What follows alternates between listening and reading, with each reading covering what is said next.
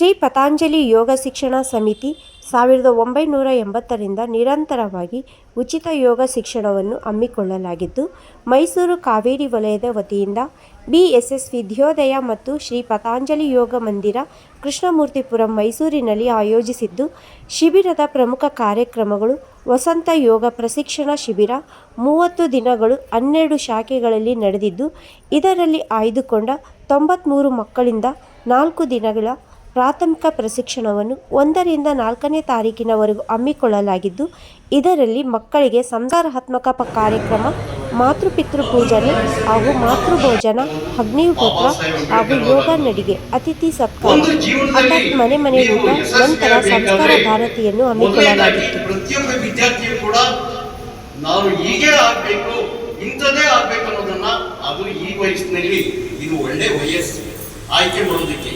ಗುರಿ ಇಟ್ಕೊಳ್ಳಿ.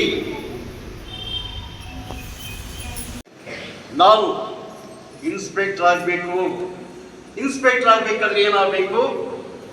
ನಾವು ಒಬ್ಬ ಡಿಗ್ರಿನ ಮುಗಿಸ್ಬೇಕು. ಡಿಗ್ರಿ ಮುಗಿಸ್ಬಿಟ್ಟು ನಂತರ ನಾನು ಏನು ಮಾಡಬೇಕು? ಪ್ರಯತ್ನ ಪಡಬೇಕು. ಪ್ರಯತ್ನ ಅಂದ್ರೆ ಏನು?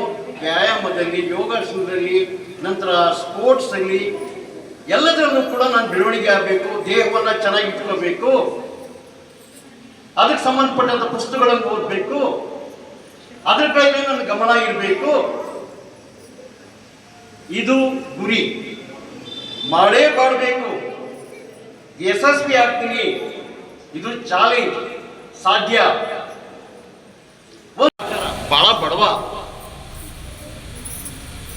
18-19 ವರ್ಷಕ್ಕೆ ಹೆಸರಾಂತ ಫುಟ್ಬಾಲ್ ಆಟಗಾರ. ಈಗ ವೈಭವ್ ನೋಡಿ, ವೈಭವ್ ಸೂರ್ಯವಂಶಿ ಆದ್ಮೇಲೆ ಆಡ್ತಾರ. ಆದ್ರೆ ಅವನಿಗೆ 19 ವರ್ಷಕ್ಕೆ ಕ್ಯಾನ್ಸರ್ ಬರುತ್ತೆ. ಕ್ಯಾನ್ಸರ್ ಬಂದ್ಬಿಡುತ್ತೆ. ಬಲಗಾಲಿಗೆ ಕ್ಯಾನ್ಸರ್ ಬಂದ್ಬಿಡುತ್ತೆ. ಒಂದು ಸಿಂಗಲ್ ನೆನಪಿನೂ ಕೂಡ ಅವನಲ್ಲಿ ಇರಲ್ಲ. ಏನ್ ಮಾಡ್ತಾನೆ? ಕಾಲಕ್ರಮೇಣವಾಗಿ ಟೆರಿಪಾಕ್ ಅನೌನ್ಸ್ಮೆಂಟ್ ಬರುತ್ತೆ ಕೆನಡಾದಲ್ಲಿ. ಏನು? ಮ್ಯಾರಥಾನ್ ಓಟ. ಮ್ಯಾರಥಾನ್ ಓಟದಲ್ಲಿ ಯಾರು ಹೆಚ್ಚು ನಡಿಗೆ ನಡೀತಾರೆ ಅವರಿಗೆ 1.5 ಕೋಟಿ ಬಹುಮಾನ ಕೊಡ್ತೀವಿ ಅಂತೇಳಿ ಕೆನಡಾದಲ್ಲಿ ಅನೌನ್ಸ್ಮೆಂಟ್ ಮಾಡ್ತಾರೆ. ಎಲ್ಲರೂ ಕಾಲು ಚೆನ್ನಾಗಿರೋರು, ಕೈ ಚೆನ್ನಾಗಿರೋರು ಎಲ್ಲರೂ ಕೂಡ ಪಾರ್ಟಿಸಿಪೇಟ್. 143 ದಿನಗಳ ಕಾಲ ನಿರಂತರವಾಗಿ ನಡೀತಾನೆ.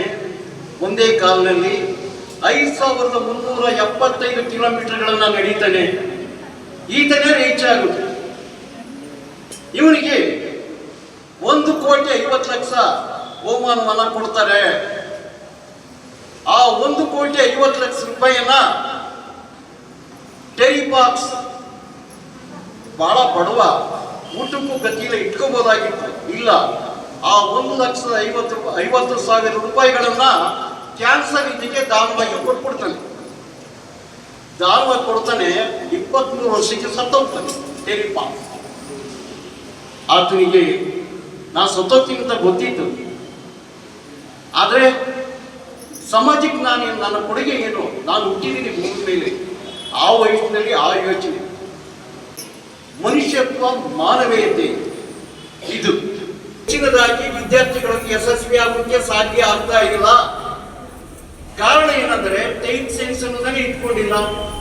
ಕಾರ್ಯಕ್ರಮದ ಮುಖ್ಯ ಅತಿಥಿಗಳಾಗಿ ರಂಗಸ್ವಾಮಿರವರು ಆಗಮಿಸಿದ್ದು, ಮೈಸೂರಿನ ಕಾವೇರಿ ವಲಯ ಸಂಚಾಲಕರು ಕಾಳಜಿ ಅಣ್ಣ, ಪ್ರಾಂತ ಸಂಚಾಲಕರು ರಾಘವೇಂದ್ರ, ಶಿಬಿರದ ಮುಖ್ಯ ಗುರುಗಳು ಮೋಹನ್ ಕುಮಾರ್, ಮಹಿಳಾ ಸಂಘಟನಾ ಪ್ರಮುಖರು ಸವಿತಾ, ಮಾತೃಭೋಜನದ ಪ್ರಮುಖರು ಸ್ವರ್ಣಲತಾ ರವರು,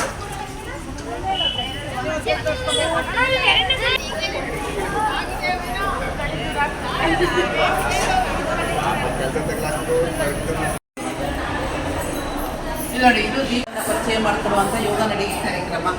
ಸೊ ಹಿಂದೆ ಮಕ್ಕಳಿಗೆ ಆಟಗಳನ್ನ ಆಡಿಸ್ತೀವಿ ಸಮ್ಮರ್ ಕ್ಯಾಂಪಲ್ಲೆಲ್ಲ. ಆ ಥರ ಇದು ಅಭ್ಯಾಸದ ಕಾರ್ಯಕ್ರಮ. ಇದು ದೀಪೋತ್ಸವ ಕಾರ್ಯಕ್ರಮದಲ್ಲಿದು. ನೆಕ್ಸ್ಟ್ ಅಲ್ಲಿಂದ ಬಿಟ್ಟರೆ ಸಂದರ್ಭದಲ್ಲಿ ಮೈಸೂರಲ್ಲಿ ಆದಂಥ ಯೋಗಾಭ್ಯಾಸ.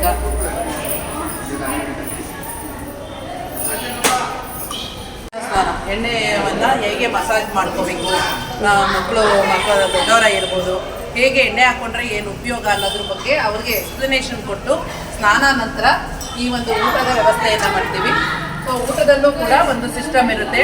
ಉಪ್ಪು ಯಾವಾಗ ಬಡಿಸ್ಬೇಕು, ಮೊದಲು ಪಾಯಸವನ್ನು ಬಡಿಸುವಂಥದ್ದು, ಆನಂತರ ಸ್ವೀಟನ್ನು ಬಡಿಸುವಂಥದ್ದು, ಆಮೇಲೆ ಏನೆಲ್ಲ ಮಾಡಿರ್ತೀವಿ ಆ ಒಂದು ಐಟಮ್ಸ್ಗಳನ್ನ ಬಡಿಸಿ ನಂತರದಲ್ಲಿ ನಾವು ಆ ಊಟ ಮಾಡೋಕ್ಕಿಂತ ಮುಂಚೆ ಅನ್ನಪೂರ್ಣೇಶ್ವರಿ ಮಂತ್ರವನ್ನು ಹೇಳಿ ನಮ್ಮಲ್ಲಿ ಅಗ್ನಿಹೋತ್ರ ಕಾರ್ಯಕ್ರಮವನ್ನು ಕೂಡ ಪರಿಚಯ ಮಾಡಿಸಿದ್ದೀವಿ.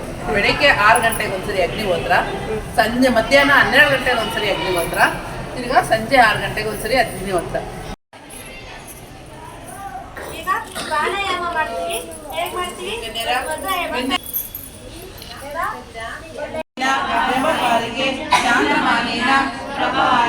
ಶ್ರೀ ಪತಂಜಲಿ ಯೋಗ ಶಿಕ್ಷಣ ಸಮಿತಿ ರಿಜಿಸ್ಟರ್ ಕರ್ನಾಟಕ ಸಹ ಕುಟುಂಬಾನ ಕ್ಷೇಮ ಸ್ಥೈರ್ಯ ವಿಜಯ.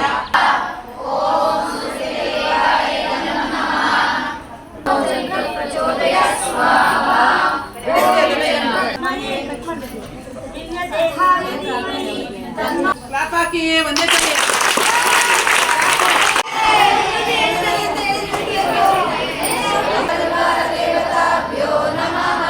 ಓಂ ಶಾಂತಿಯ ವತಿಯಿಂದ ಸನಾತನ ಸಂಸ್ಕೃತಿಯ ಜೀವನ ಪದ್ಧತಿಯನ್ನು ವಿಶ್ವದಾದ್ಯಂತ ನಿರ್ವಿಘ್ನವಾಗಿ ಜಾಗೃತಗೊಳಿಸಲು ಸಹಕರಿಸಬೇಕೆಂದು ಪ್ರಕೃತಿ ಮಾತೆಯನ್ನು ಪ್ರಾರ್ಥಿಸಿಕೊಳ್ಳುತ್ತೇನೆ.